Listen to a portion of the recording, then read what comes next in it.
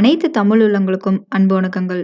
உலகத்திலேயே ரொம்ப சீக்ரெட்டான ஒரு நாடுனா அது நார்த் கொரியா. நார்த் கொரியால இருக்க சட்டங்கள் எல்லாமே மத்த நாட்டுல இருக்க மக்களுக்கு கேட்கவே ரொம்ப ஷாக்கிங்கா இருக்கும்.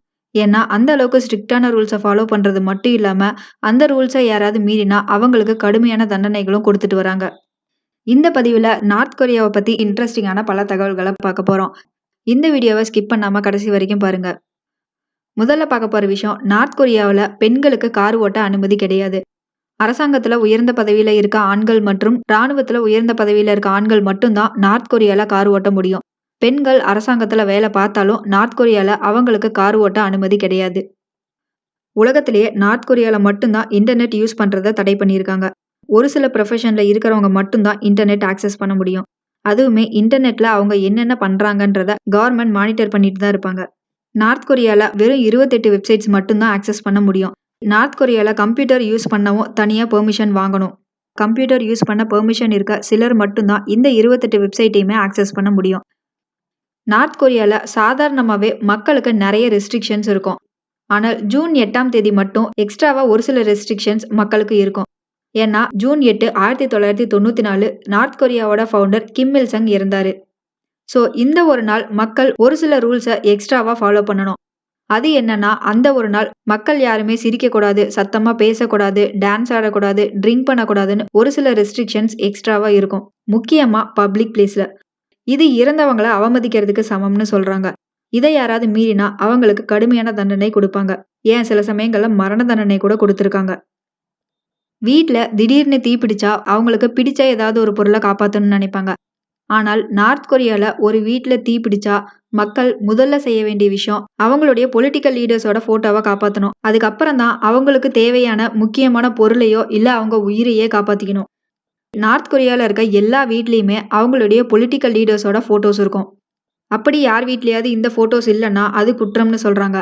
அதே மாதிரி இந்த போட்டோஸ் எப்பவுமே கிளீனா வச்சுக்கணும்னு சொல்றாங்க. இதை கிளீன் பண்றதுக்குன்னே கவர்மெண்ட் ஸ்பெஷலா எல்லா வீட்டுக்குமே டஸ்டர் கொடுத்துருக்காங்க. யார் வீட்லயாவது பொலிட்டிக்கல் லீடர்ஸோட போட்டோஸ் கிளீனா இல்லைன்னா அந்த ஒரு நபருக்கு சிறை தண்டனை கொடுப்பாங்க. நார்த் கொரியால இருக்க மக்கள் யாருமே அனுமதி இல்லாம வெளிநாடுகளுக்கு போகக்கூடாது.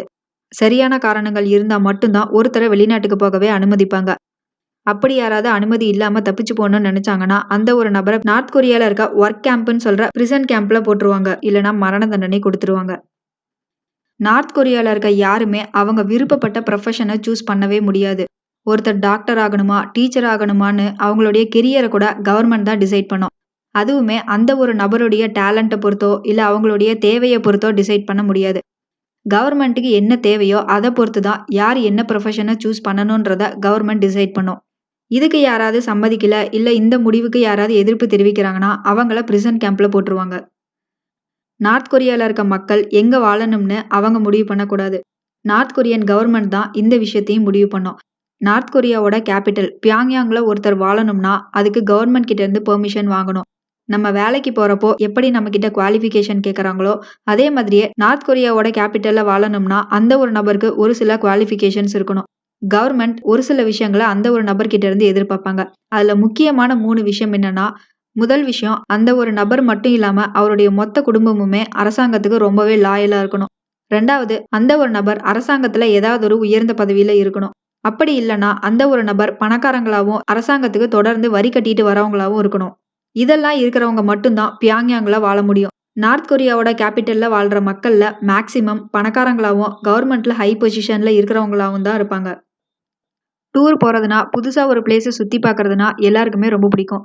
நம்ம புதுசா ஒரு பிளேஸ்க்கு போறோம்னா அந்த ஒரு இடத்துல கண்டிப்பா போட்டோஸ் எல்லாருமே எடுப்போம். ஆனால் நார்த் கொரியாவுக்கு ஒரு டூரிஸ்ட் போறாங்கன்னா அவங்களுடைய கேமரா, போன், கம்ப்யூட்டர்னு எல்லாத்தையுமே சீஸ் பண்ணிடுவாங்க. திரும்ப கண்ட்ரியை விட்டு வெளியே போறப்பதான் இது எல்லாத்தையுமே திரும்ப தருவாங்க.